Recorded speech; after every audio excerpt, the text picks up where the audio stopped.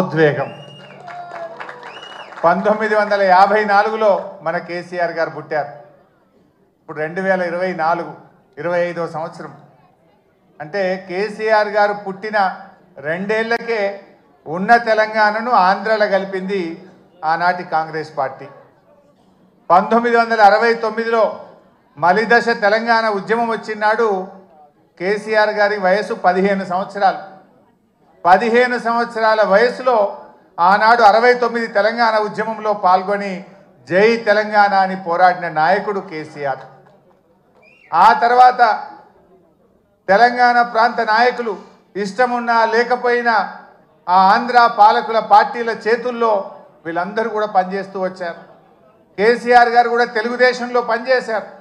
ఎప్పటికప్పుడు తెలంగాణ కోసం పార్టీలో ఉంటూనే మాట్లాడుతూ వచ్చారు. కానీ అన్నీ గమనించిన తర్వాత ఇంకా రాష్ట్ర ఏర్పాటు తప్ప తెలంగాణకు మోక్షం లేదు, సమైక్య రాష్ట్రంలో న్యాయం జరగదనుకున్నారు కనుక ఆనాడు కరెంటు బిల్లులు పెంచితే ఇది తెలంగాణ రైతుల పాలిట ఉరితాడైతుందని చెప్పి అన్నీ ఆలోచించి వందల వేల గంటల మేధోమదనం జరిపి తెలంగాణ ఉద్యమానికి కేసీఆర్ గారు శ్రీకారం చుట్టారు. కానీ ఆ రోజు ఒక అపవాదం ఉండేది. ఎవరు జై తెలంగాణ అన్నా పదవి కోసమే జై తెలంగాణ అంటున్నారని.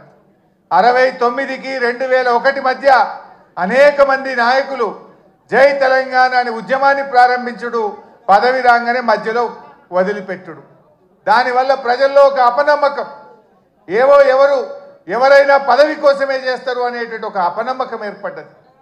ఆ అపవాదును తొలగించడానికి ఆనాడు 3 పదవులను గడ్డిపోచలాగా త్యజించి తెలంగాణ ఉద్యమాన్ని ప్రారంభించాడు. ప్రజల్లో నమ్మకాన్ని కలిగించిండు మన కేసీఆర్. డిప్యూటీ స్పీకర్ పదవిని, ఎమ్మెల్యే పదవిని, రాష్ట్ర కార్యదర్శి పదవిని అన్నింటికి కూడా రాజీనామా చేసి ఆ రోజు ఉద్యమాన్ని ప్రారంభించి ప్రజల్లో ఒక నమ్మకాన్ని కలిగించారు.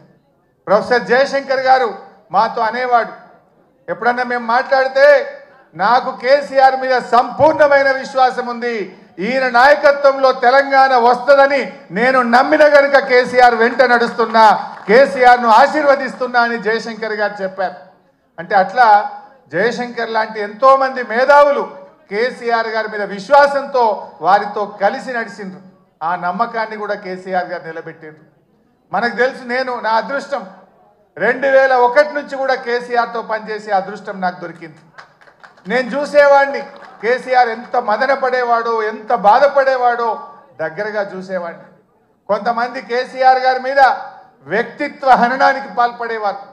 రకరకాలుగా ఆయనను ఎన్ని రకాలుగా బదనాం చేసేవారంటే, ఒకడైతే ఇక బీమార్ అయింది ఇక లేస్తనే లేడంటాడు, ఇంకోటి అంటాడు. ఎన్ని రకాలుగా వేధించినా, బాధ పెట్టినా, వ్యక్తిత్వ హననానికి పాల్పడినా మొండి ధైర్యంతో ఆయన పోరాటం చేసిండు, తెలంగాణ వైపు అడుగులు వేసిండు. That is KCR. ఎక్కడ బాధపడ్డా, కుంగిపోయినా, వెనకడుగు వేసిన, పదవులకు ఆశపడినా ఇవాళ మనం తెలంగాణలో ఉండేవాళ్ళం కాదు. ఇవాళ తెలంగాణ వచ్చిందంటే అది కేసీఆర్ గారి మొండి పట్టుదల, ధైర్యం, ఆయన పోరాటం వల్ల ఇవాళ తెలంగాణ వచ్చింది. నవంబర్ 29, 2009 ఇది ఇవాళ డిసెంబర్ 17 ఫిబ్రవరి 17 మనకు ఎంత ముఖ్యమో నవంబర్ 29 కూడా చరిత్ర పుటల్లో అంతే ముఖ్యమైన దినం. ఆనాడు కేసీఆర్ గారు ఇంకా లాభం లేదు, కేసీఆర్ చచ్చుడో తెలంగాణ వచ్చుడో